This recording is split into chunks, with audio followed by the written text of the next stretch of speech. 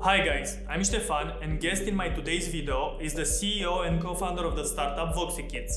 The team at VoxiKids developed a solution that digitalizes the speech therapy process in order to help children with speech impairments.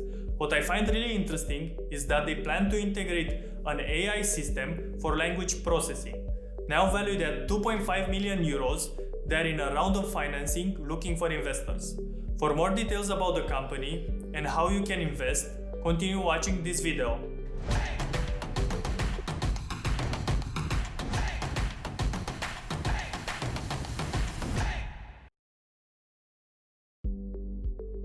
Hi, thank you for inviting me. I'm Anna. I'm a co-founder of VoxiKids. Originally, I studied pedagogical college, and after that, I did the Faculty of International Relations and European Studies. But I've learned on my own UI and UX design area in which I practice for a long time. I worked previously in big companies where I was the lead designer for mobile apps dedicated actually to children. So I have a background that helped me in this new business because I came with all this knowledge that was more than welcome in a software company that we are still building. At the beginning, when you are starting a startup, you are not just the CEO. You are beginning to do more than one job in one. So at the beginning, I was CEO. I was the designer. I was the product development together with my colleague Christian Bates. I think many companies are starting like this. Many startups, because we are not born with entrepreneurial skills. So we must be aware of that and be willing to learn from others, read books, and see what's the best you can do for your startup.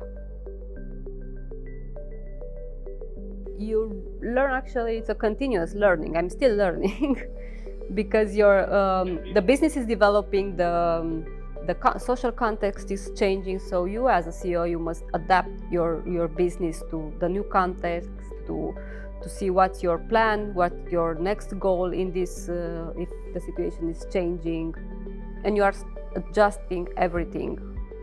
And the part of the learning was actually we started to be part of some accelerator programs in Romania. So it was very important for us because we learned a lot in those accelerators. So this was part of the learning process also. I think the most challenging as a CEO is taking decisions, but gradually I understood that it's better to take a wrong decision than take no decision at all, because if you don't do that, you don't grow and you don't learn. As a CEO, I'm the communication point between board of directors, the investors, and the corporate operation. And also I'm the public face of the company, leading the development of the company, short and long-term strategy, setting the next goals, looking for new investment. The team is very important. As a CEO, you depend on your team. You are feeling very secure if you know that behind you is a team of experts. Like I have two other co-founders, and without them I will not be able to do all the stuff I mentioned above, because I know that they are the technical team and they are doing their job very, very well, and I can trust them with the work they are doing in the development area. So it's very important to have a team. You cannot be. It's very hard to be to be one-man show, just a founder. No, without the rest of the team, you cannot perform so well as a CEO and as a startup. Like every startup, it started with some good friends that wanted to use their skills to do good. One day we did some brainstorming at a coffee or so. We were out in the town, and someone mentioned kids with hearing loss, that they are doing speech therapy. And for me it was an instant connection, because I'm deaf on one ear, so I'm not hearing on the left side. So I immediately empathize with this niche. So of course, after that we did 3 months or so, we researched this area to see how big is the market, if it's a real problem, and what's the problem on the Romanian market. After that, we spoke with some speech therapists and parents to see and to understand better the final client needs. In the middle of 2018, we started to outline our solution, and we launched it in March 2019, so last year. In March was our first launch, and we started with an MVP just to test the market and to see how our clients will respond. As I was saying, we started to test the Romanian market with an MVP, just to see if this product is something they need, if something they will buy in the near future. And we were a little bit took by surprise, because we have in 6 months after we launched the product, we were #1 trending on Google Play on the education segment in Romania. And yes, we had a lot of downloads, and right now with the same MVP we have over 10,000 downloads and paying customers also. So seeing that, we conclude that okay, this is a product the market needs. We did more research about what will be our next steps, and in 2020 we wanted to put on the market the premium version of the mobile app, but the social context changed, the needs of our clients changed, so we pivot. So we talked with speech therapists again, with parents, and they needed online speech therapy. And more than that, the speech therapists are having a lot of needs regarding the management of an office and other stuff we discovered on the way.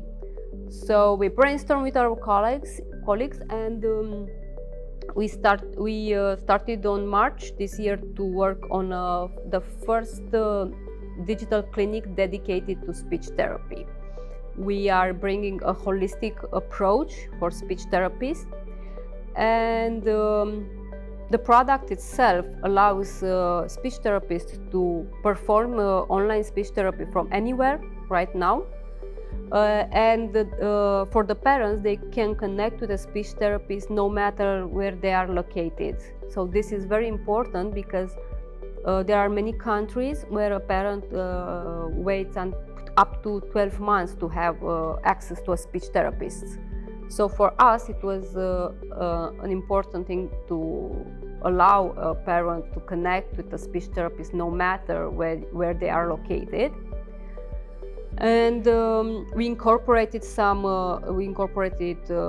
beside the conference module, like you can have a video conference with a child. Also, you have access to over 200 exercises dedicated for speech therapists. So a child can perform during these conferences and interact with these exercises like they were in a traditional office. So the digital clinic has the module for video conference, the exercises that can be performed online. Also, we can give reports for the speech therapist to see what exercises they did with what patient. We have patient records. We are keeping all kind of statistics, so a speech therapist can adjust the therapy based on these statistics. So he can see where a child performed better, where he didn't actually did so great. So the therapy can be adjusted every time they feel the need. We incorporated the mobile app in this digital clinic, so the kids can play and explore and grow from their homes too, beside their speech therapy sessions. So it's a complete solution. It's not like therapy session, you can also learn through play. At the beginning it was a little bit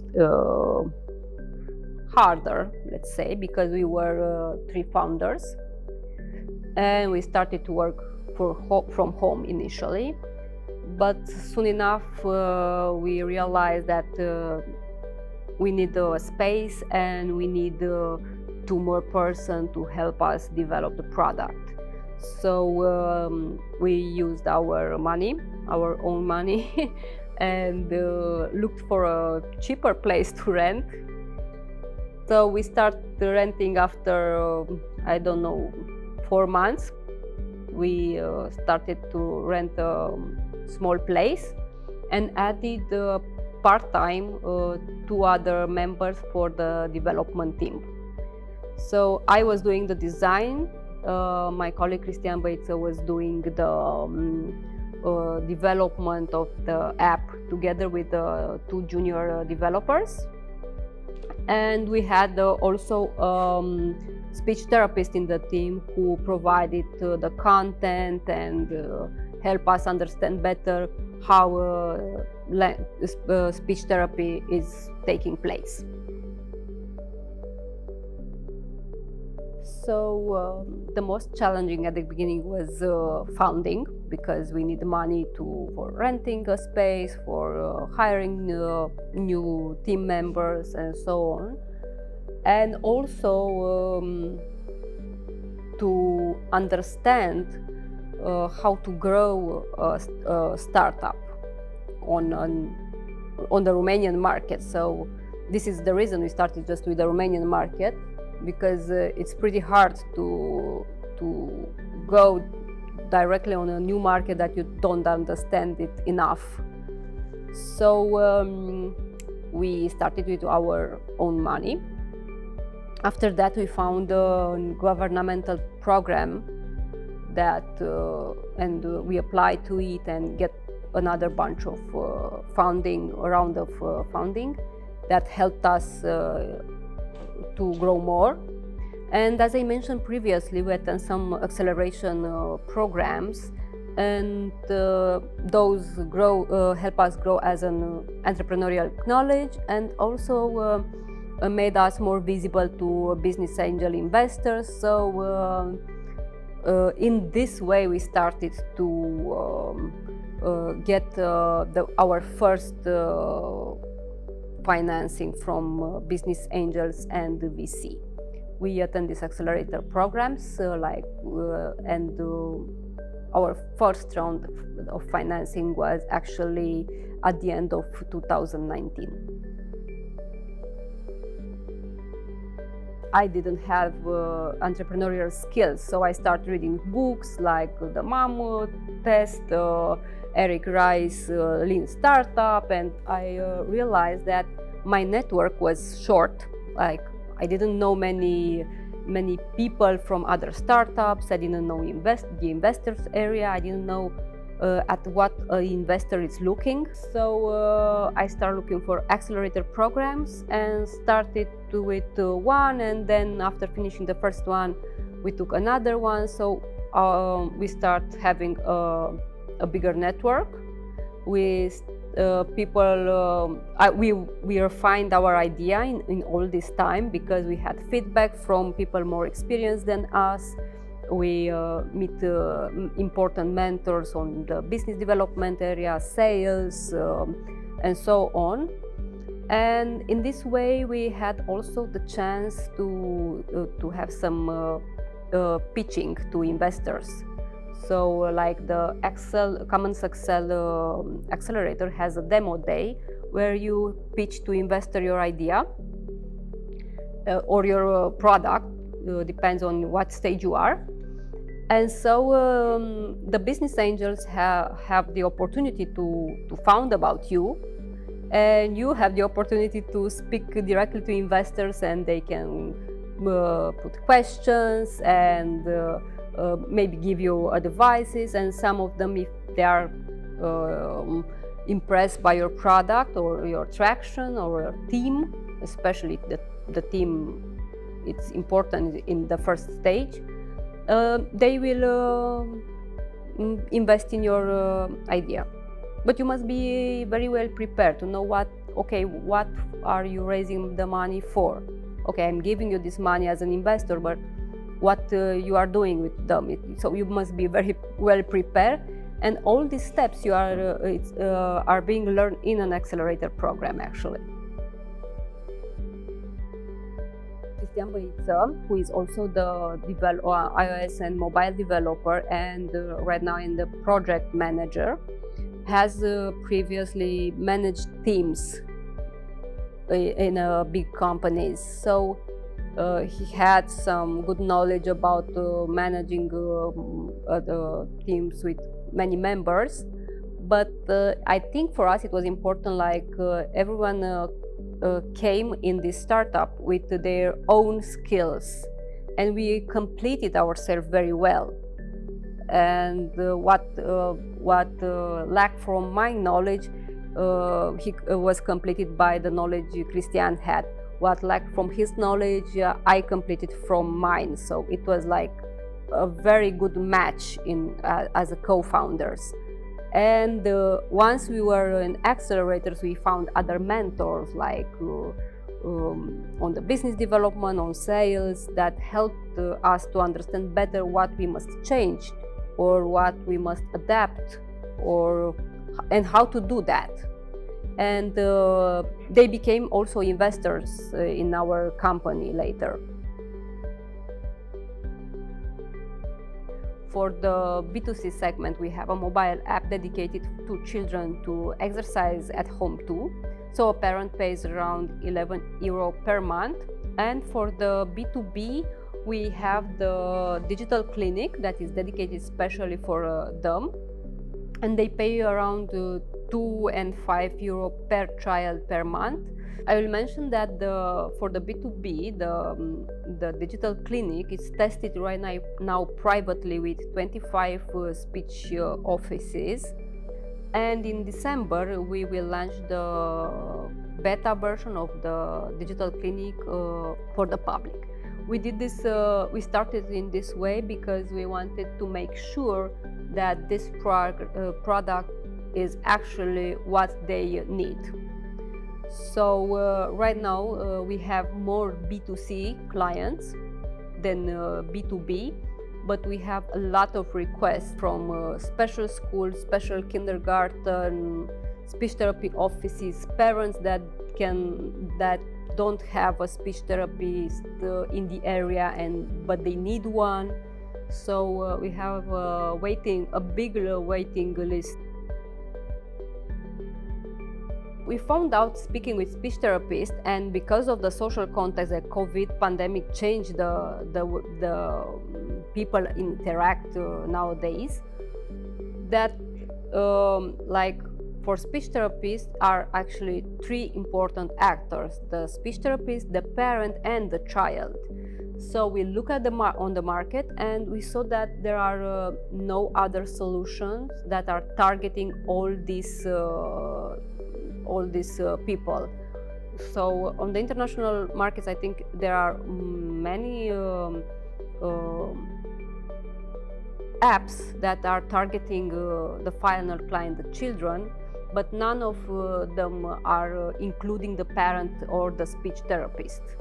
So two important actors are completely missing from language development. So this is why we came up with this holistic idea, like, okay, let's treat the children problems, but also the parent and the speech therapist had other problems related with the child issues. So this is why we changed our approach, because we found out that we exclude from our vision some of the important members from the speech therapy process. We approach all the important actors that must be present in the speech therapy process: the parent, the child, and the speech therapist.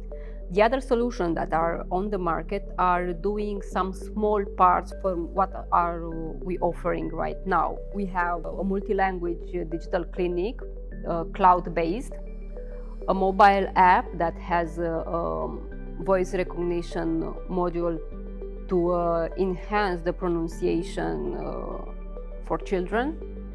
And we are doing this collaborating with over 25 speech therapy offices right now, just to make sure that what we are putting on the market is actually what they really need. So this, I think it's very important, because very few companies are doing that, reaching and speaking with their final client and testing with them small features, and after that we are releasing it to the public. So our approach is different. The way we structure the content, it's based on child deficiencies, if he has autism or Down syndrome or other related issues to their language skills. All the product was developed in-house, so the IP its company has all the IP, all the rights for the software. We indeed hired some people from outsourcing companies, but that's all. So we did that because it's important to have control on your own software and to know how well the code is written, and to make it flexible, so you can, when you want to go internationally, to be easily to be scaled to another level. Indeed, we are preparing to integrate in the mobile app voice processing. Part of software was developed by us in Python, and with some genetic algorithm also. But we are using some of the research and solutions from the Polytechnica University from Bucharest. It was fantastic for us that they were so willing to start this collaboration, and that they were helping us and show us what are the means that with what they can help us to build this module. We're very glad that all the investors that supported us in the first stage, they are supporting us in this second stage too, because they were impressed with what we did in the last year. So right now we are listed on SeedBlink. It's the largest equity crowdfunding platform in the southeastern Europe. So anyone can invest in our company in this moment. Anyone can see our project on SeedBlink. There you can find all kind of information about us, like the business plan, the expansion, how we plan to expand, how we plan to do the exit, what's our marketing strategy, what's our business model. So everything you need to find out about this startup, it's right there. I think it's firstly an opportunity to have an anchor in an European startup that proved that in almost 2 years it has a great team who managed to pivot in a difficult context, which shows that shows maturity of the company also. Besides that, the product is easy to be scaled in other markets and has already a good market traction and paying customers in Romania already. Not to mention the fact that we are speaking about a unique product, and for us this timing it's actually perfect, and we want to take advantage of this. So easy to scale product, a very mature team, and the fact that we already have traction and paying customers in a very short time, I think are three important reasons to invest. Based on our projections, we think that at the end of 2021 we'll be reaching the break-even, and in 2022, middle of 2022, we will be profitable. But of course, all this will be influenced by the partnership we managed to conclude in this time. For the 2021, we are targeting English-speaking countries, and we will probably start with UK. And once the teams grows, our plan is to add three new countries every year. Right now, we will start by recruiting some speech therapists to test our product. Like, we will replicate the model we started in Romania. So we will speak with some speech therapists from UK. They will receive our product, use it for a while, give us some feedback. Maybe we must adjust something or to add something new, and they will become ambassadors of our brand. So they will spread the word of our about our digital clinic. Also, we will have an inbound and outbound sales in UK, and newsletter campaigns, PR and communication, brand awareness. That is very important for us to be known in the international countries. And we are still refining the marketing plan, because like we will test some stuff in the first 3 months in the UK market, and from there we will adjust the marketing plan. And that's because the COVID pandemic changed a lot about sales these days, and you must see what's the best approach you can have in this context. We added other developers in our team, and I'm speaking here from senior Unity developer, front-end developers, back-end developers, and recently we add also a customer happiness in our team, because for us it's very important to have this communication with our clients even from the beginning, because most of the feedback is coming from them. So in the future we will